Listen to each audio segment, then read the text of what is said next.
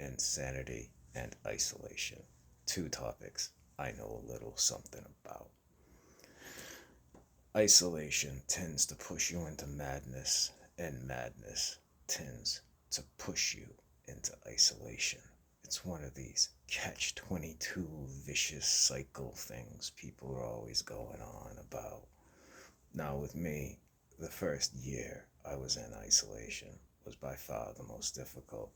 Some people are into it. I have a brother who's like that, who can go off and be in the woods by himself. He prefers it. I never have. My whole life I've felt a compulsion to be around other people, to connect to a person specifically. It's something I'm guessing started in infancy because I've felt it my entire life. The need to connect. And the first year I was by myself, I became aware of this sensation that I was falling deeper and deeper into an abyss. And the abyss was inside myself. There was no way I could escape from it. And I needed to grab on to something. And there was nothing. My hands could find no purchase, I guess you could say. It sounds insane to most people, but it felt like I was becoming one with the void, as if I was going to fade away entirely. And at this point, the need to talk to someone, anyone, it drove me mad. I used to have this joke that I found so funny that I tell in my head because that was the only person I could tell it to. But basically the joke went like this. I'm just going to start dialing random phone numbers into my phone and then begging whoever answers for help. Now I recognize that's probably not funny, but to me, at the time when I thought of that, I laughed for 15 minutes. That was just outrageously funny to me. But the tension this created inside of me, the isolation, not the joke, is just indescribable. I could write for hours on it as to how it just tormented me at all times. And it was worse than any life or death situations I've ever been in because those end an hour, a day, whatever it is. It stops and you can go to sleep. And this was without terminus. It just went on and on. And the misery never stopped. Because the further you go into isolation, the harder it is to come back. Your connection to reality becomes tenuous, especially if you're like me and your grip on reality is already somewhat loose to begin with, you could say. And in my opinion, what's kind of happening is the way you are a product of your environment is now your imagination. And left to your own devices, people's imaginations tend to drift into the darkest places within them. It's just a thing that happens. And reintegrating back into society is a Herculean task at that juncture because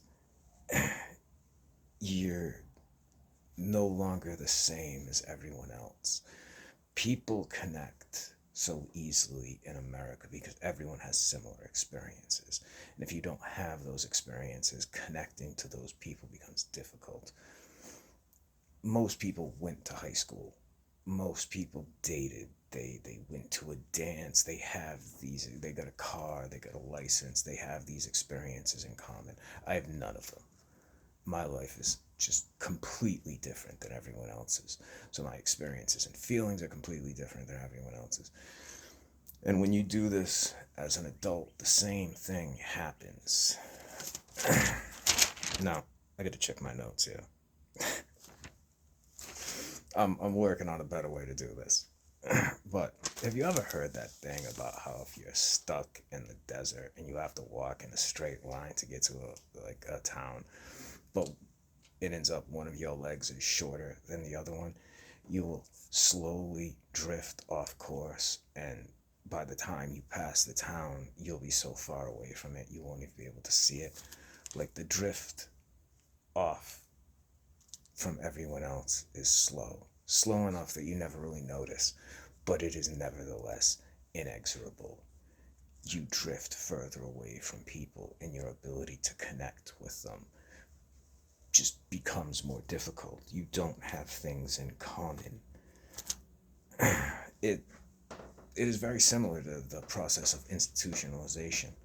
If you've ever been, a convict or in an institution, and I do think it's funny that in if you're incarcerated or in an institution, it's seen as cruel and unusual to keep you permanently by yourself. Unless you're like the highest security risk, and even protective custody now, they have like entire protective custody units.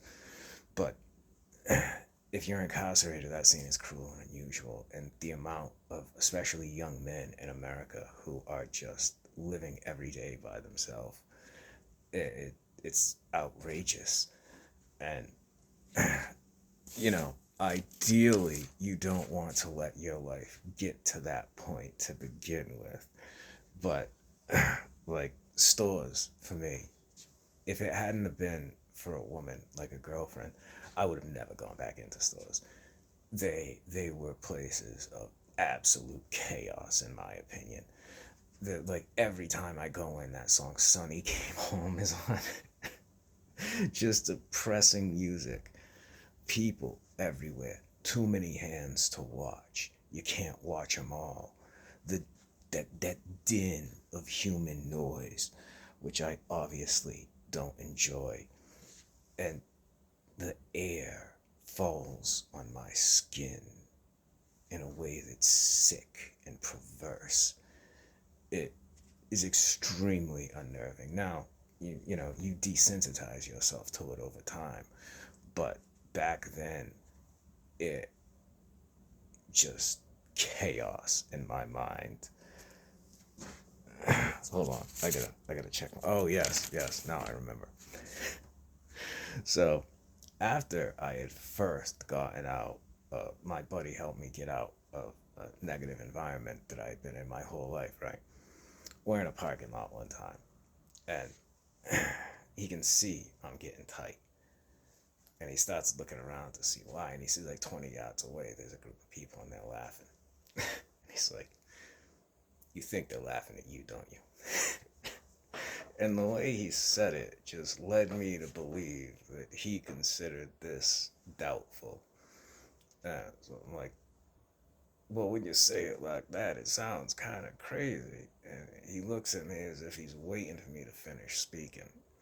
I'm like, "You want me to say, 'cause it is kind of crazy?" I don't know. I don't know. But it was wild to me how just one person doubting the madness, one person I had trust for, doubting my madness, like made me doubt it. But if his voice hadn't have been there, it's just full steam ahead. Because for whatever reason, people laughing is one that it doesn't matter if it is utterly impossible that it could be about me. My mind is pushing me to say, this is about you. Like, you need to act. And that is a recipe for disaster. And in my younger days, it did create some rather unfortunate situations. And the people that had to pay a toll shouldn't have had to pay that toll. I mean, sure, you could say they probably had done things in their life that warranted it, but I don't know what those things are. I mean, that would just be a guess. But yeah, people laughing, it's something I actively have to still push down inside myself. It's not nearly as loud as it was, but uh, back then it was a certain, like if I was just walking down the street, turn a corner, and there's people on a porch and they're laughing, they're laughing at me. It's like, oh, we got a comedian here, huh? Just looking for a problem. And it's not even that I was looking for a problem, I was just misreading the situation because I was fucking crazy. And it is something that, depending on your life situation and depending on your environment, the level of madness you experience can get better or worse. And if you put someone in particularly negative environments, they will be a different person. All kinds of terrible things start to take hold. It is, if people could see me at my worst, you wouldn't believe I was the same person. It's that dramatic. Now, it the crazy aspect always reminds me of this quote from of Mice and Men, and I'm going to abbreviate it like I do with most quotes because it takes too long. But anyway, the black farmhand who had been kicked by a mule and had a crooked back says it, and he's talking about being alone on the prairie at night. He's like, a man sits out here alone at night. Maybe he sees something, and there ain't no other guy to ask, did you see that too? So you just don't know. And that really is a good example. You truly don't know. Like, as I stated earlier, your connection to reality becomes tenuous. And as far as I found, that type of what am I looking for? Degeneration is unavoidable. Now, I'm assuming if you're trapped by yourself, like I was, that people you have trust for are a commodity that you do not have much of.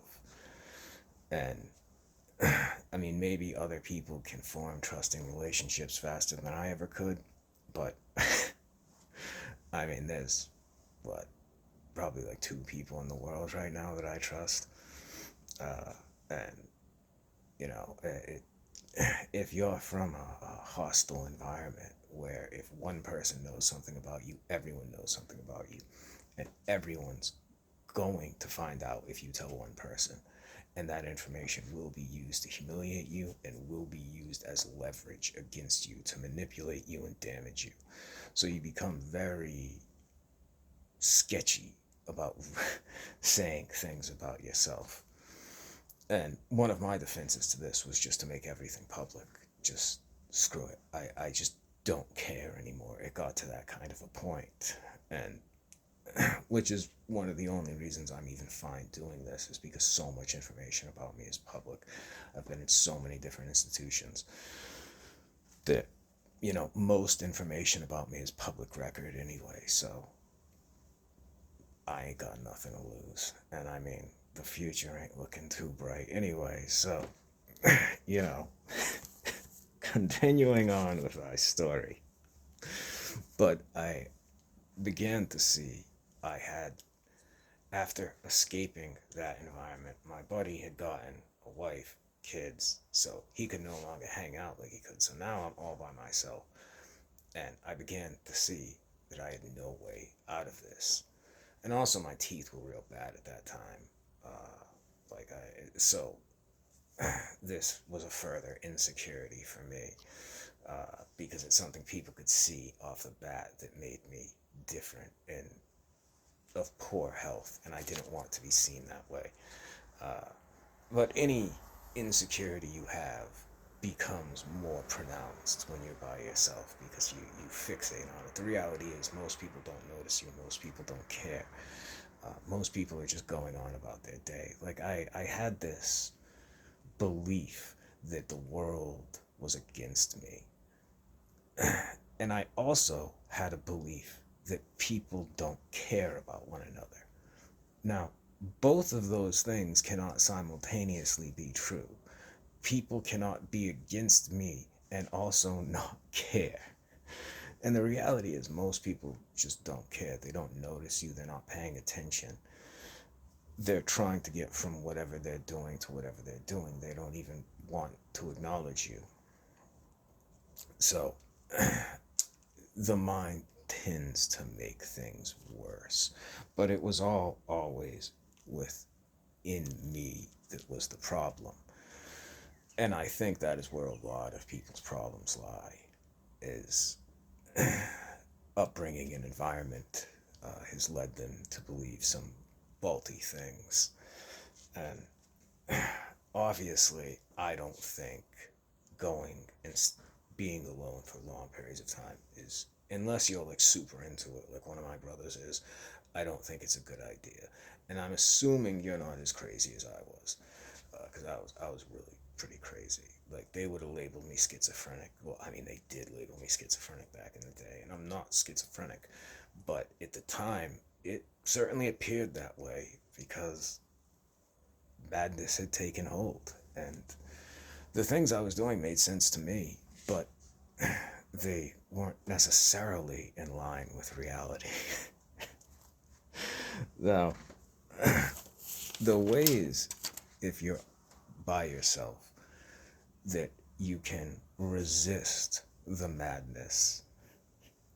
See, if I had clips and stuff, I could play the Macho Man Randy Savage whenever I said the madness, but I don't at this point.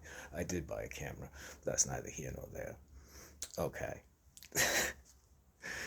One of the best ways to resist madness, and you're gonna hate me saying this, is workout.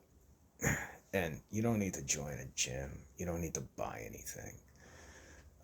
Just forcing yourself to do 10 sit ups, 10 push ups, and stretch.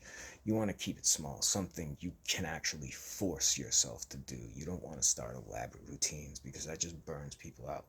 All you're trying to do is start a routine. For like the first 3.5 months, you just want to make yourself do something almost every day and a similar time so you get in the habit of doing it. Because once you have a routine, then it will feel strange not to do it.